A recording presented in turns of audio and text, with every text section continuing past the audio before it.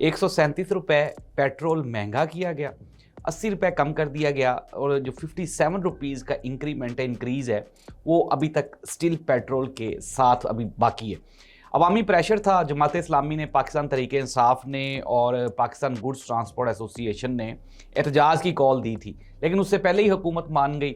नाज़रीन, ये एक बहुत बड़ी चाल है, कहानी है। मैंने आपको 3 महीने पहले ये खबर दी थी कि इस तरह की इस्लामाबाद में प्लानिंग हो रही है कि जब पेट्रोल को महंगा करना होगा, तो इतनी कीमत बढ़ाएँगे, अवाम खप डालेगी।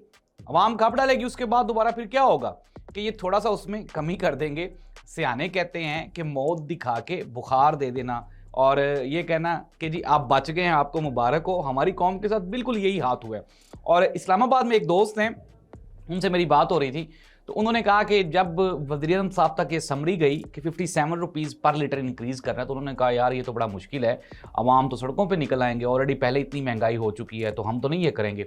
तो उनको किसी एडवाइज़र ने, ये जो एडवाइज़र हैं, ये हमारे जो है ना ताकतवर इदारे के फ़ौजी एडवाइज़र थे, उन्होंने कहा जी मैं आपको एक तरीका बता देता हूँ, आप ऐसा करें ₹137 का इज़ाफ़ा करें, फिर उसमें से ₹80 कम करेंगे और इस तरह से अवाम भी खुश हो जाएगी और इनके साथ हाथ भी हो जाएगा। नाज़रीन, सेम प्लानिंग जो है, इस पे अमल करते हुए हुकूमत ने ये चाल चली है और मुस्तकबिल में भी मैं आपको ये ब्रेकिंग न्यूज़ दे रहा हूँ, इस तरह की खबरें आपको मिलती रहेंगी।